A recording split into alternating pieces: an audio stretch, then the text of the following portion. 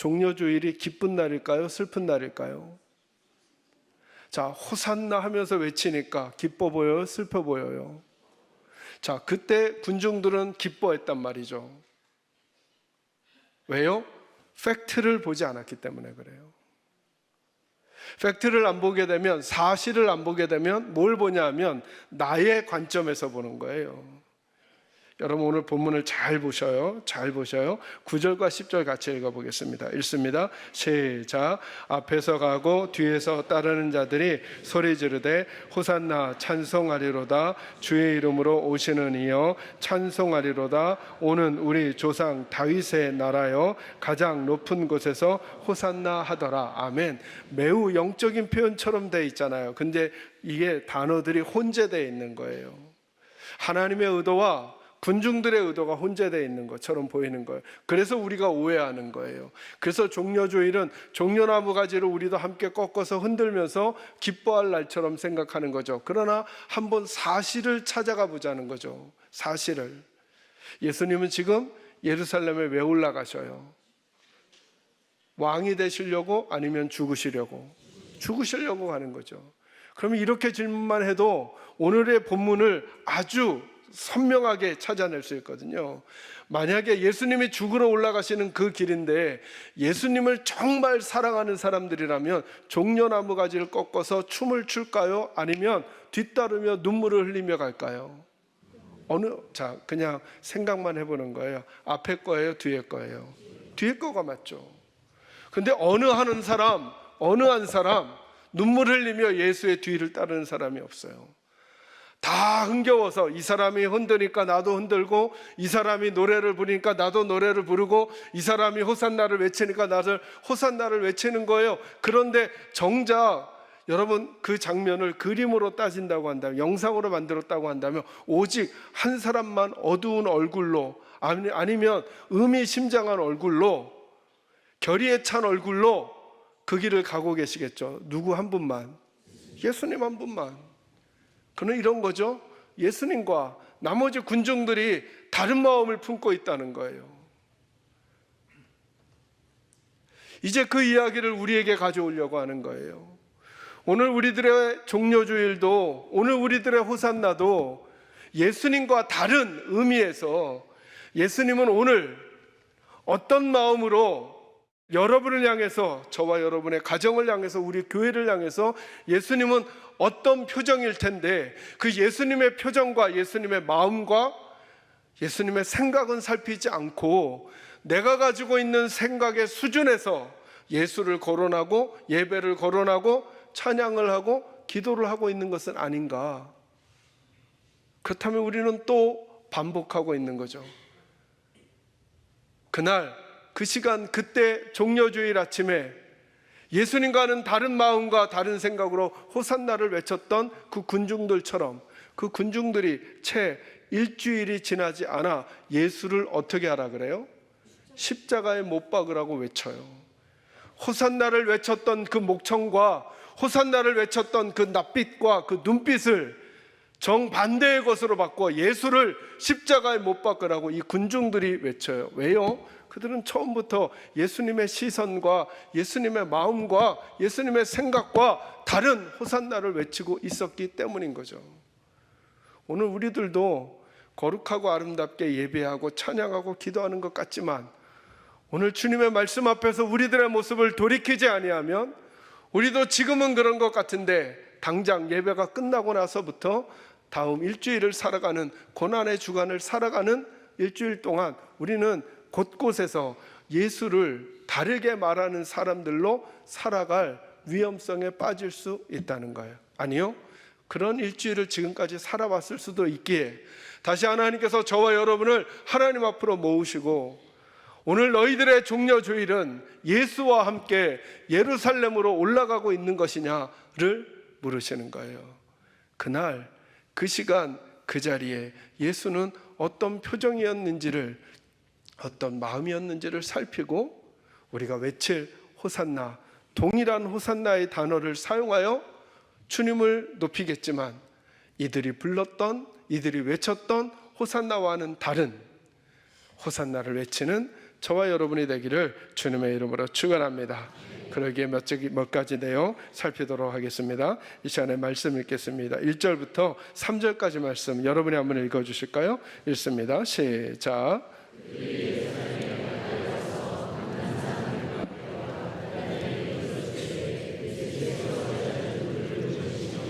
이르시되 너희는 맞은편 마을로 가라. 그리로 들어가면 곧 아직 아무도 타보지 않은 나귀 새끼가 메어 있는 것을 보리니 풀어 끌어올거라. 만일 누가 너희에게 왜 이렇게 하느냐 묻거든 주가 쓰시겠다 하라. 그리하면 즉시 이리로 보내리라 하시니 아멘. 아멘. 여러분, 성경을 읽는 팁 하나 언젠가 알려드렸죠. 한 번 더 언급합니다. 성경을 읽으시다가 약간 어색하다라고 하는 부분이 나타나시잖아요. 그럼 그냥 넘어가지 마시고 여기 주님께서 주시려고 하는 포인트가 여기 있구나. 성경을 읽으시다가 일반적이지 않은데 어색한데 라고 하면 여러분 거기에 꼭 하나님의 의도가 있다는 걸 아시고 한 번 더 곱씹어 보시는 훈련을 해보시면 좋습니다. 자, 예수님이 갑자기 이렇게 얘기하십니다. 제자들과 함께 있다가 뭐라 그러냐면 너희가 저 건너 마을로 맞은편 마을로 가보라는 거예요. 그럼 거기 나귀 새끼가 메어져 있을 텐데 그 나귀 새끼를 끌고 오라는 거예요.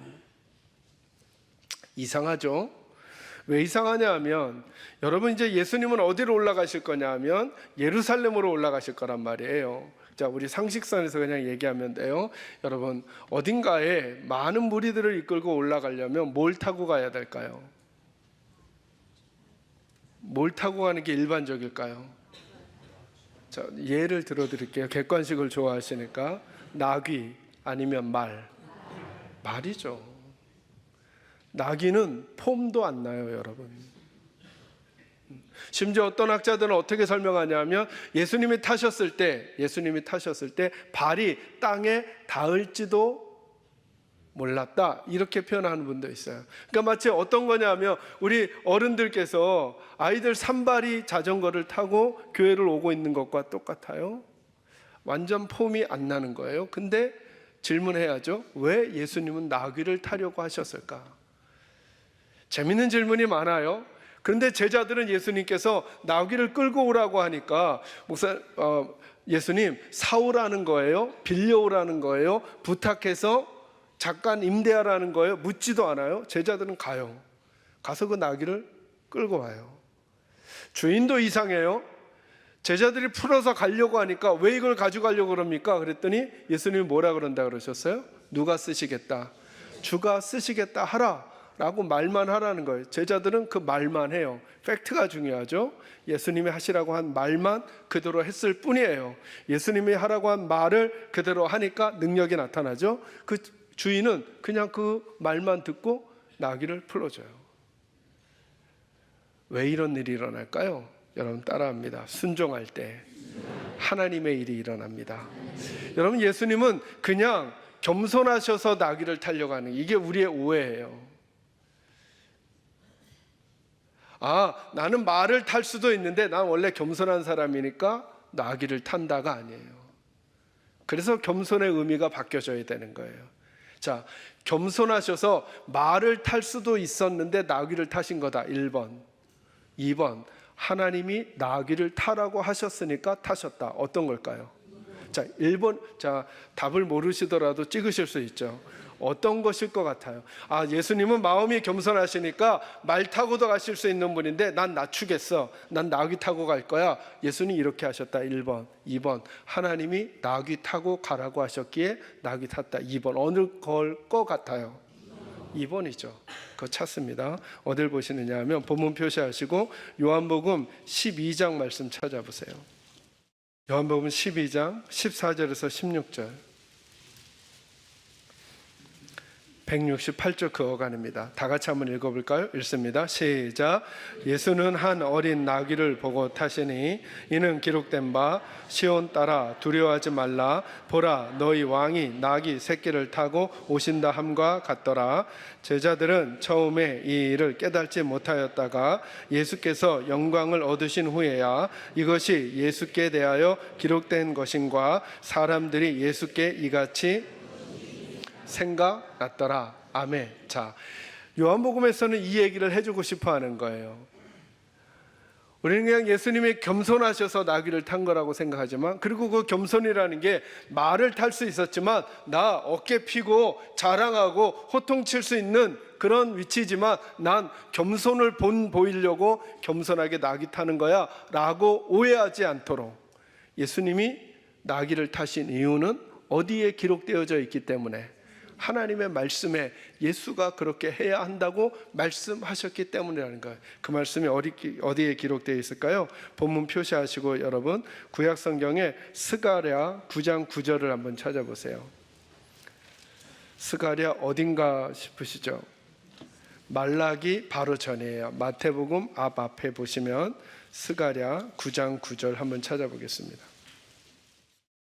같이 읽습니다. 스가랴 9장 9절 시작. 시온에 따라 크게 기뻐할지어다. 예루살렘에 따라 즐거이 부를지어다. 보라, 내 왕이 내게 임하시나니 그는 공의로우시며 구원을 베푸시며 겸손하여서 나귀를 타시나니 나귀의 작은 것 곧 나귀. 아멘. 이게 이미 언제 기록되어졌냐면 예수님이 이 땅에 오시기 수백 년 전에 예루살렘으로 올라가실 예수는 뭘 타고 올라가실 거라고요? 나귀를 타고 올라갈 거라고 말씀하셨다. 자, 질문 이제는 쉬워지죠? 만약에 말을 타고 올라가게 기록되었으면 예수님은 못 타셨을까요? 자, 그러면 예수님은 겸손하셔요? 안 겸손하셔요? 잘 생각해 보자는 거예요. 아, 겸손하니까 말을 타는 거구나. 겸손하니까 나귀를 타는 거구나. 이렇게 되기가 어려워지는 거죠. 왜요? 겸손하면 나귀를 타는 거니까. 말을 타면, 자, 스가랴 9장 9절에 말로 기록이 되어 있어요. 그러면 예수님은 겸손하셔요? 안 겸손하셔요? 이게 우리 생각 때문에 어려운 거예요. 겸손의 정의를 바꿔드릴게요, 여러분. 겸손은 낮추는 게 아니에요. 누구 말씀대로 순종하는 거예요. 하나님 말씀대로 순종하는 게 겸손이에요. 예수님은 나귀를 타고 싶어서 나귀를 타신 게 아니고, 말을 타고 싶어서 말을 타시는 게 아니고, 하나님이 말을 타라고 그랬으면 뭘 타셨을까요? 말 타시죠. 근데 우리는 이렇게 안 하죠. 아, 난 안 해. 그거 내 스타일 아니야. 아, 그거 내 스타일 아니야. 그런 것 중에 하나가 제가 헤어스타일을 못 바꾸는 거예요. 저보고 이렇게 해봐라. 이거 잘 안 돼요. 제가 안 겸손해. 겸손의 의미는 뭐냐면 누구의 말씀대로 하는 것이다. 하나님의 말씀대로. 다시 한번 따라합니다. 순종할 때 하나님의 일이 일어납니다. 근데 여러분 희한하죠. 경험이 쌓이잖아요. 그런데 희한하죠, 여러분. 나이가 자꾸 들잖아요. 근데 여러분 희한하죠. 직분이 올라가잖아요. 그런데 희한하죠, 여러분. 하는 일이 많아지잖아요. 그러면 순종이 잘 안 돼요. 기억하세요, 여러분. 순종이 안 되잖아요. 하나님의 일이 안 일어나요. 누구의 일이 일어나느냐? 내 일이 일어나요. 내 일이. 그리고 그 내 일은 된 것 같지만, 외친 것 같지만, 찬양을 부른 것 같지만, 춤을 춘 것 같지만, 조만간 하나님을 향해, 예수를 향해 등을 돌리는 이 군중들처럼 아주 못되고 아름답지 못한 나의 성품과 인격과 태도와 자세를 노출시키고 말 거예요, 여러분. 그리고 부끄러워지는 거예요. 예수는 왜 나귀를 타셨을까요? 겸손하셔서요. 그 겸손이 뭘까요? 누구에게 순종하시는 거예요? 하나님께. 어디까지 순종하시느냐 하면 죽는 자리까지. 예수는 분명히 알고 계셨어요. 나 지금 죽으러 간다. 나 죽으러 간다. 죽으러 가는 그 자리도 하나님께서 내게 허락하신 자리라면 나는 가겠다. 이게 오늘 예수의 고백이셔요. 오늘 저와 여러분은 호산나를 외치게 될 텐데, 우리는 그 예수님의 마음을 알고 호산나를 외치는 것인가? 아니면 호산나를 외쳐야 되는 상황인 것 같으니까 호산나를 외치는 것인가? 아니죠. 이 절절함이 우리 마음에 있으면서, 그렇구나, 말을 타시는가 나귀를 타시는가 예수에겐 중요하지 않으셨어요. 많은 사람들과 함께 올라가는가 혼자 올라가는가 중요하지 않으셨어요. 하나님이 어떻게 하라고 하시느냐가 중요한 거죠. 여러분은 요즘 왜 그런 표정을 하고 계셔요? 여러분은 요즘 왜 그런 말을 하고 계셔요? 여러분은 왜 그런 마음으로 요즘 살고 계셔요? 하나님이 그걸 원하셔서예요? 아니면 인생을 살아온 상황과 형편을 분별하는 내 실력과 능력이 그렇게 하기를 원해서인가요? 군중들은 이렇게 생각했어요. 예수가 나귀를 타고 올라올 때 의아하다는 생각이 들었겠죠. 그러나 그들은 나귀보다는 예수님이 온다는 그 사실 자체에 다윗의 나라를 꿈꿨던 거예요. 여러분, 다윗의 나라가 뭘까요? 하나님의 나라라고 말하지 않죠. 누구의 나라? 다윗의 나라. 다윗이 정권을 잡고 있었을 때 왕성하고 융성했던 그 나라의 회복, 로마의 압제가 아닌 독립국 이스라엘을 회복할 그 사람, 그 정치적인 지도자가 예수야 라고 생각하기 시작했던 거예요. 그들의 꿈을 예수에게 투사했지만 예수님은 그들의 꿈대로 움직이시는 게 아니라 누구의 꿈대로요? 하나님의 꿈대로 묵묵히 그 길을 걸어가고 있었던 거예요. 저는 여러분을 축복합니다. 저는 우리 사랑하는 계산제일교회가 하나님의 말씀에 순종하는 분들이 많아지기를 주의 이름으로 축원합니다. 우리의 이유가, 예배하는 이유가, 내가 찬양하는 이유가, 내가 그렇게 뜨겁게 기도하는 이유가, 내가 오늘을 또다시 용기 있게 살아가야 될 이유가 예수가 되는 저와 여러분이 되기를 주님의 이름으로 축원합니다. 두 번째 말씀, 다시 본문으로 돌아오셔서 7절부터 10절까지 여러분 한번 읽어주시겠습니다. 읽습니다. 시작.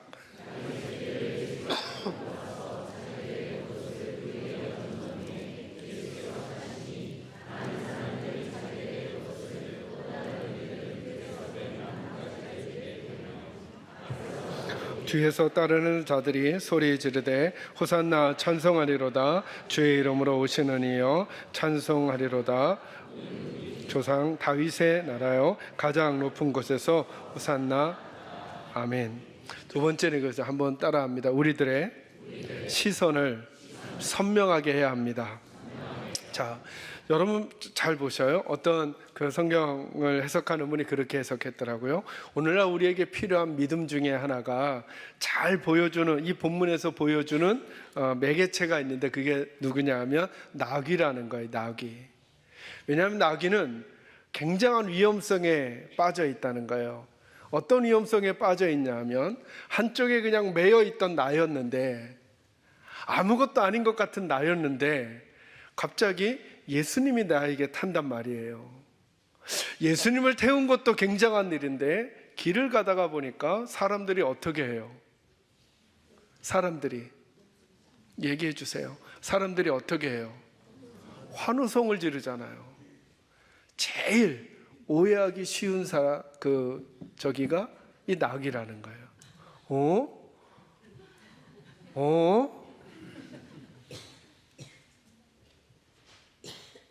이게 난가? 이런 생각을 했나요? 그럼에도 불구하고 전혀 시선을 빼앗기지 않는 분이 한 분 계셔요. 그분이 누구냐면 예수님이셔요. 예수님은 그 사람들의 환호성에도 불구하고 예수님 자신이 왜 이 예루살렘 길을 걸어가고 있는지 그 사명을 놓치지 않았어요. 여기선 환호성, 다른 때는 비아냥이 있을 수도 있겠죠. 저와 여러분이 이 시대에 하나님을 섬기고 예배하고 말씀을 붙들고 성경적 가치를 붙들고 살아갈 때 잘한다라고 하는 환호성이 들릴 수도 있겠고, 또 어떤 이들은 우리들에게 손가락질을 하고 비아냥을 할 수도 있겠죠. 야, 그런다고 병이 나? 그런다고 아들이 돌아와? 그런다고 문제가 해결돼? 라고 하는 비아냥이 있을 수 있겠죠. 환호성에는요, 지금 나귀는 환호성을 들어요. 그때 자기를 향하는 환호성인 줄 알고 오해하고 다리를 번쩍 들었다가는 예수님이 떨어지고 아마 그 행렬이 다 망가질 거예요. 그죠? 예수님이 그 환호성 때문에, 그래, 내가 왜 십자가의 길을 가? 저 환호성에 반응해서 내가 왕의 역할을 감당해야지. 여러분 이런 일이 한 번 더 있었죠. 기억하셔요? 예수님께서 요한복음에 보면 오병이어의 사건을 일으켜요. 그때 사람들이 이런 표현을 써요. 요한이 사람들이 예수를 왕으로 삼으려고 했다 그랬어요. 그때 예수님은 어떻게 하셨을까요? 그들을 떠나버려요. 왜요? 그들의 환호성 때문에 자기 갈 길을 바꾸지 않는 거예요. 제가 환호성의 이야기를 지금 하지만 비아냥의 이야기, 공격의 이야기, 우리를 비난하는 이야기 속에서 저와 여러분의 시선이 어디에 있느냐가 오늘 우리가 외칠 호산나 속에 담겨져 있어야 된다는 거예요. 여러분의 마음을 제일 많이 움직이는 건 사람들의 평가인가요? 여러분의 태도를 결정하게 하는 건 다른 사람들의 입방아에 오르내리는 그런 일들 때문인가요? 요즘 여러분은 무엇 때문에 여러분의 생각을 결정하셨어요? 이쪽에서의 웅성웅성됨? 이쪽에서의 웅성웅성됨? 아니면 하나님 앞에서 하나님께 사명을 받고 하나님의 백성으로 그 걸음걸음을 걸어가야 될 하나님의 말씀의 가치와 기준 앞에서 우리들은 어떤 태도와 자세로 살아가야 할 것인가를 결정하고 그 걸음을 묵묵히 걸어가고 있나요?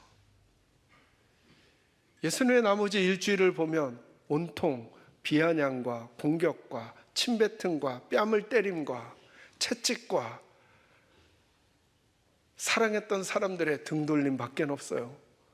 근데 예수님은 그 순간에도 온전히 시선을 하나님께만 두는 거죠. 여러분에게 요즘 어떤 물결이 찾아오고 있나요? 아픔의 물결이? 고통의 물결이? 낙심과 좌절의 물결이? 다른 사람의 인정의 물결이? 다른 사람들의 박수와 환호성의 물결이?